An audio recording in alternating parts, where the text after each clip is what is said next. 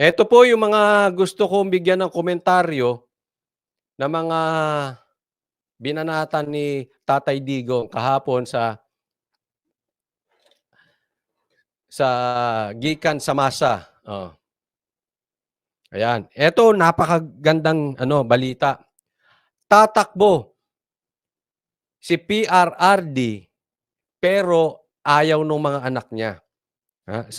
Kasi sa kanya tinanong niya, may nagkomentaryo po, 'no, na gusto ba nilang tumakbo si Tatay Digong sa 2025. May nagsasabi gusto, yung iba magpahinga na lang kasi, kawawa naman, 'no. Ako po sa totoo lang, aminin ko sa inyo natuwa po ako nung narinig ko 'yan. Tatakbo si Tatay Digong. Kaya lang, sabi niya, depende sa kanyang mga anak. Kasi siyempre, a alam niyo hindi ko maiiwasan yung mga pagpipigil ng mga anak niya, eh. Kung ako, anak ni Tatay Digong, sasabihin ko rin talaga sa kanya, "Wag na, pahinga ka na. You deserve it. Huwag ka nang makiano diyan. Enjoy ka na lang, magkape-kape ka, magmotor ka, mag-trip ka, mamasyal ka. Oo, enjoy mo na yung buhay." Actually ganyan yung, kasi 'to si Tatay Digong nakikita ko more or less yung parang tatay ko din, eh. Workaholic, 'no? Kaya nga inaawat ni Banat Bay yun, sabi niya, "Pahinga ka na, kaya lang hindi mapirmi sa bahay dahil gusto magtrabaho na magtrabaho." Sabi niya, "Wag na, pahinga ka na. Kasi, dapat ini-enjoy mo na lang yung buhay mo, eh." Gano'n, 'no? Kaya lang meron talagang mga tao na parang dun sila masaya, eh. Dun sila dun eto tapatin ko kayo, iba itsura ni Tatay Digong kagabi, iba. Kasi nung huli ko mga nakita siya parang ano na siya, parang ako kuba, eh. Dahil na-injured, may injury pala siya. Tapos parang mahina. Pero kahapon, ang lakas ng aura ni Tatay Digong at talagang nagbihis siya. Naka-green po si Tatay Digong, medyo color blind ako, pero ang aking pagkakakita sa kanya, naka-green siya talaga. Magandang pahiwatig po 'yan para sa atin.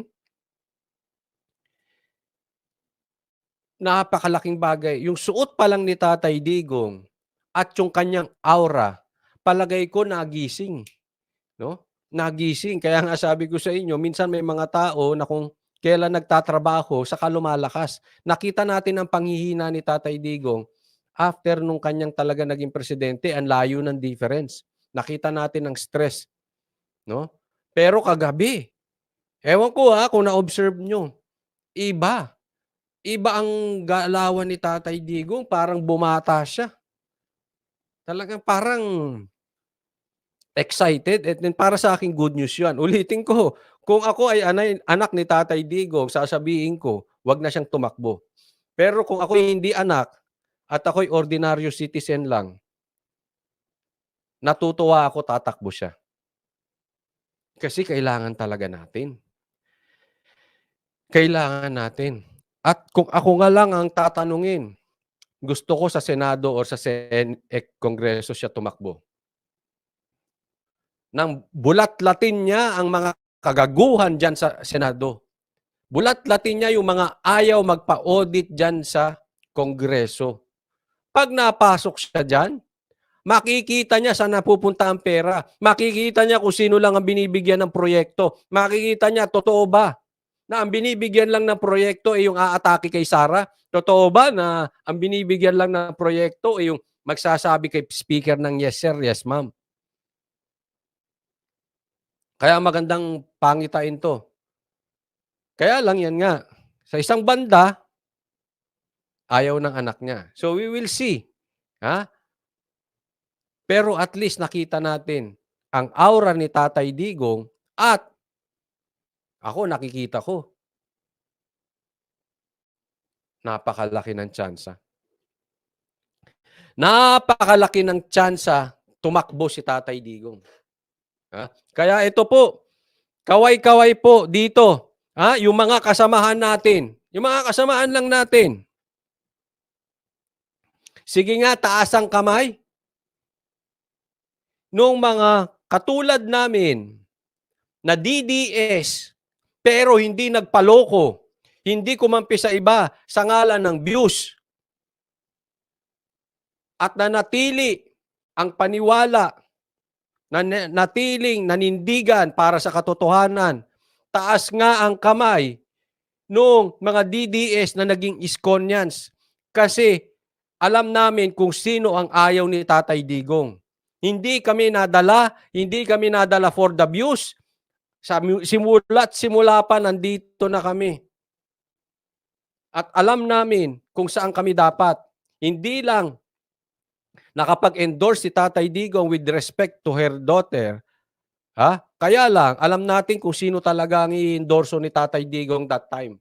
Hindi lang natuloy, kaya nga medyo nagtampo ako dyan eh. Siyempre, yung anak pa rin eh. Kaya ito, panawagan sa mga DDS Iskonians, taas po ang kamay. Tayo po ay magdiwang dito. Ang totoo po na nakita naming DDS na nandigan from the start hanggang sa huli. Hindi natinag dito sa views, hindi natinag kung saan ang popular, hindi natinag kung saan ang sikat. Karamihan sa mga tunay na DDS na ganun, nag-Iskonians. Kaya muli, magkikita-kita tayo. Ang totoong DDS na Iskonians, ayan po, God first, nako, maghanda po, magkikita tayo muli. And hopefully, malay natin, baka magsama pa si Tatay Digong at si Isko. Tandaan natin. Ako po ay may mga alam na hindi ko pwedeng sabihin sa inyo. Ako po ay may mga litrato na hindi ko pwedeng sabihin sa inyo. All I can say, bagay si Tatay Digong tsaka si Isko. I'm confident magkakaisa yan dalawang yan. May mga bagay-bagay lang na may mga hindi ka pwedeng sabihin, no? Pag sinabing wag ilabas, no? Kaya alam po namin from the start. Alam namin kung bakit naudlot. Di ba? Alam namin yan. Hindi po lahat ng Iskonian vloggers alam yan. But yung mga talagang basta so mahirap na. Basta isa lang. I'm confident and naniniwala ako sa sinabi ni Banat Bay na dinig ko yun. Susuporta si Tatay Digong or si Isko or vice versa. Eto na po. Antayin po ang sigaw ng DDS na nanindigan, hindi nakisama sa pakinabang, kundi nanindigan. At syempre, yung mga Iskonians. Yun. Meron namang iba hindi nag-Iskonians. Meron nagpunta kay Lacson, may napunta kay Pacquiao. Iba-iba po, no? Yung mga ibang DDS. But karamihan po ng DDS na tunay na hindi natinag sa pera at sa views, pumunta kay Isko. Yan ang totoo niyan. So, wag na muna natin pag-usapan yung 2028. Magsaya muna tayo pagdating na itong 2025. Posible ito na. Ito na inaantay natin. At masaya to. I'm excited, you know? I'm very, very excited. Magpupunta na naman ako sa kalsada. Kaya kailangan kong gumaling kasi magtatatakbo na naman ako. At sarap sundan. Kung ang susundan ko, si Tatay Diggs, tsaka si